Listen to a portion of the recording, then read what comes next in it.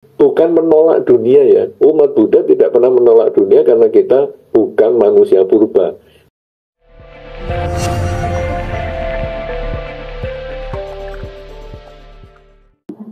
Terima kasih Bante atas pencerahannya hari ini.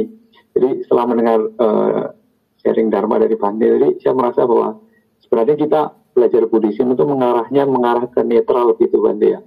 Tapi tadi saya renungkan begitu, sepertinya kita hidup di dunia ini mungkin karena karma kita, kemudian kita jatuh di habitat yang kurang tepat untuk mengarah ke arah netral itu. Karena apa, di dunia ini sepertinya dalam perjalanan kalau netral-netral aja, biasa-biasa saja, sepertinya kurang menarik, kurang colorful gitu kan hidup itu. Drama, film, apapun tuh selalu ada epicnya, dibuat dramatis, ada perjuangan dan sebagainya begitu sih. Nah semacam itu membuat saya berpikir sepertinya kita hidup di dunia ini untuk menuliskan ke arah netral itu mungkin bisa dicapai, tetapi upayanya mungkin perlu yang sangat ekstra begitu Bante.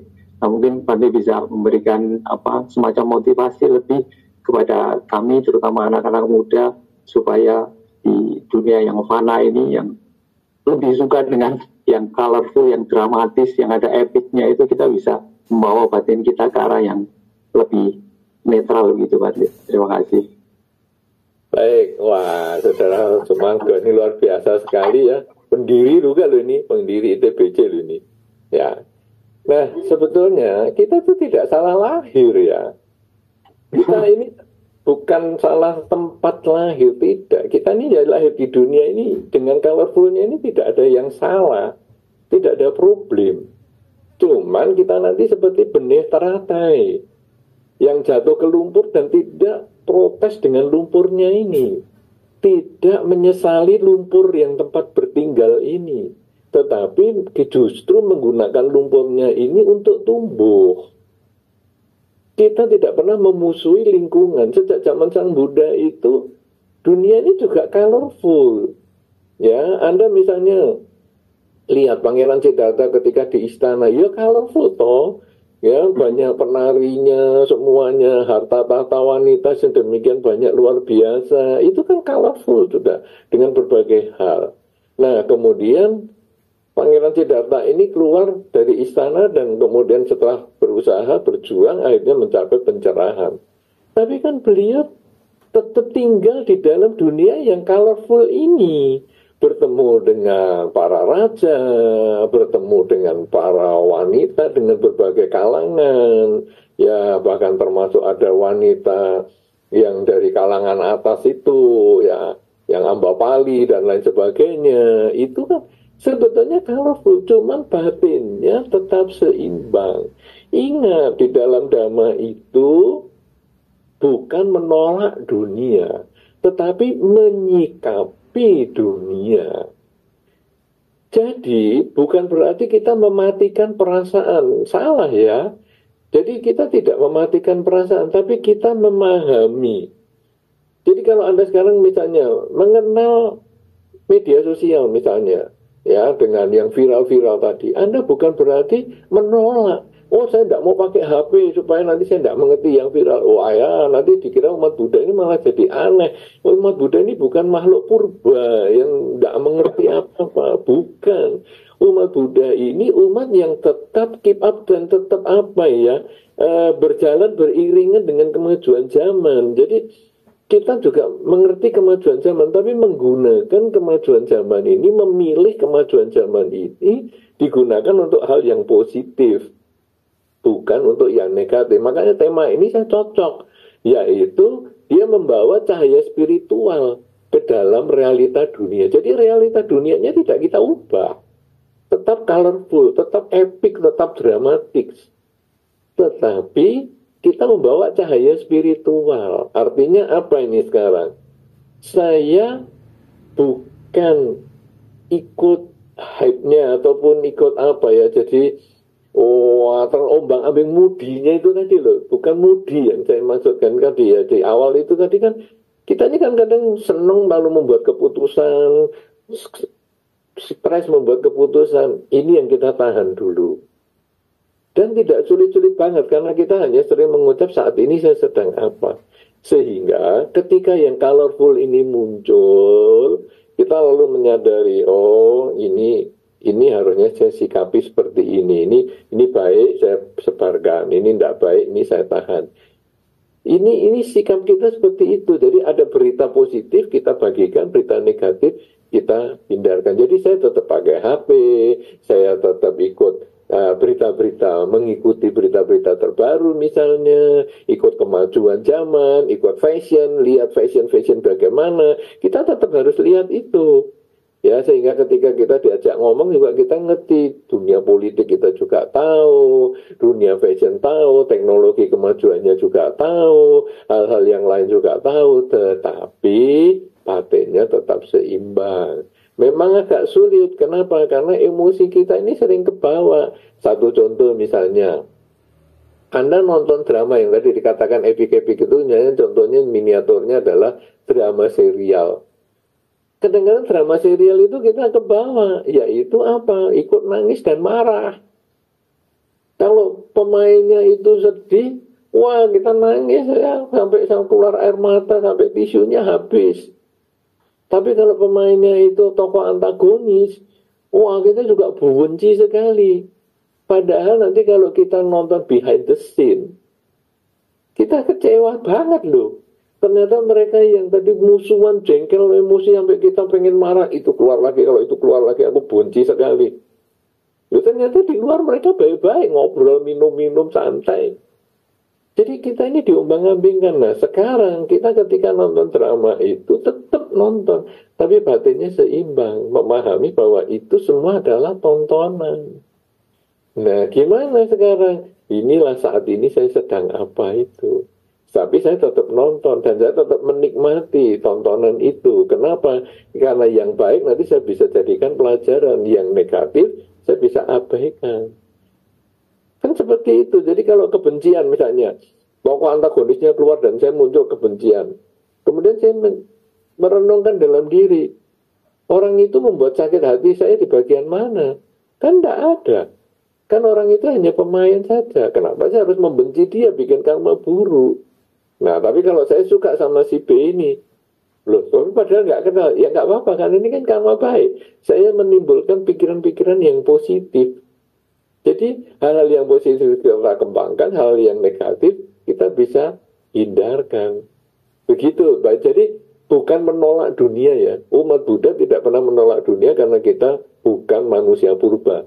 Tapi umat Buddha tetap berjalan seiring dengan kemajuan zaman, dengan keseimbangan batin, ketenangan batin, ibarat biji teratai, tidak menyesali jatuhnya ke lumpur, tetapi justru menggunakan lumpur ini untuk maju, justru melihat kemajuan dunia ini untuk melatih diri kita semakin maju di dalam pengurangan ketamaan, kebencian, dan kegelapan batin, memilih yang baik sebagai yang baik, memilih yang tidak baik juga sebagai yang tidak baik.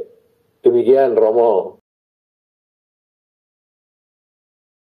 Saya ingin bertanya, belakangan ini saya coba untuk berlatih, menyadari pikiran saya ini isinya apa, gitu, pikiran saya sedang apa.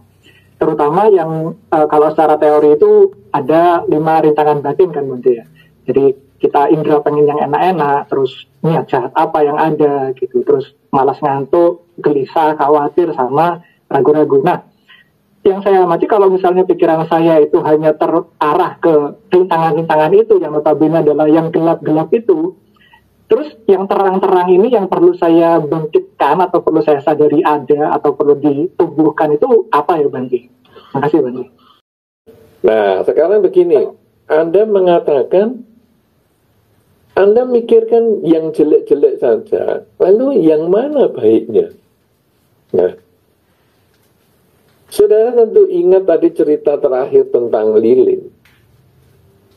Lilin kecil ini walaupun kecil tetapi memberikan penerangan di lingkungannya, dan titik lilin ini bisa dilihat dari ujung bola sana yang penuh kegelapan ini pun bisa dilihat cahayanya. Artinya apa? Anda melihat kegelapan-kegelapannya itu tadi. Pikiran-pikiran Anda yang negatif lah, keraguan Anda lah, kemalasan Anda lah, semua Anda lihat itu besar sekali di sana. Loh, alat untuk melihat itu apa? Ya lilinnya kecil ini. Jadi yang penerang Anda, yang positif Anda itu adalah memahami bahwa pikiran Anda itu banyak negatifnya. Kemudian karena Anda memahami pikiran Anda atau batin Anda itu banyak negatifnya, Anda kemudian tidak mengucapkan yang negatif itu dan Anda tidak melakukan yang negatif itu. Itulah yang disebut kebijaksanaan. Karena kebijaksanaan itu bisa melihat yang baik sebagai yang baik, yang buruk sebagai yang buruk. Dan Anda melihat itu keburukan dan Anda tidak melanjutkan. Jadi kalau Anda tanya yang terang di mana? Ya yang terang yang Anda miliki itu. Yang membuat Anda bisa tahu adanya kegelapan di dalam batin Anda. Nah, tapi kan batin saya banyak gelapnya, betul. Tetapi nanti semakin Anda sering latih, Anda memahami kebencian-kebencian yang Anda miliki, keraguan-keraguan yang Anda miliki, kemalasan-kemalasan yang Anda miliki, lama-lama penerangan Anda itu semakin besar. Ya, jadi seperti lilin ini jadi semakin besar, semakin besar, semakin besar. Dulunya sih hanya sebesar pensil. Lama-lama makin besar, makin besar, makin besar. Kenapa? Karena Anda selalu melatih. Dan selalu dilatih, semakin besar. Akhirnya ruangan di hall ini pun terang semua. Itu sama dengan nanti menggunakan lampu. Nah, sehingga begitu lampu dipasang, itu kan akhirnya lampu itu kekuatannya berapa lilin. Nah, itu kan artinya ukurannya kan seperti itu. Kenapa? Karena Anda selalu sadar setiap saat. Jadi, ketika Anda sadar setiap saat Anda masih merasa banyak kegelapan, berarti Anda terus latihan, supaya nanti lama-lama Anda merasa, sekarang kok kebencian saya berkurang ya. Dulu saya ya kalau melihat yang begini, saya nggak suka. Tapi kalau sekarang saya mulai bisa menerima kenyataan ya. Saya tidak merasa jengkel dengan adanya hal-hal seperti itu. Batin saya mulai seimbang. Kenapa? Karena saya tahu kejengkelan itu ternyata hanya permainan pikiran saya. Nah, ini Anda kemudian makin terang dan Anda bisa menjadi terang di kegelapan. Dan akhirnya Anda mengusir kegelapan itu dengan terang pikiran Anda, batin Anda tadi. Itulah hilangnya niwarana atau hilangnya rintangan batin itu pencerahan namanya. Selama belum mencapai pencerahan, rintangan batin itu memang besar sekali seperti kegelapan tadi. Tapi diketahui itu bagus. Kan di dalam Dhamma dikatakan orang yang mengetahui kelemahannya sendiri itulah orang kuat. Karena dengan mengetahui kelemahannya dia bisa belajar. Dengan mengetahui kelemahannya dia bisa belajar. Tapi kalau dia tidak mengetahui kelemahannya, dia merasa dirinya kuat dan dia akan terperosok karena kesombongannya sendiri. Demikian tadi tanya jawab dengan narasumber Bante Utamo Mahathera. Semoga bisa dipahami dan bisa bermanfaat untuk kita semua. Terima kasih sudah menonton, semoga bermanfaat dan semoga Anda berbahagia.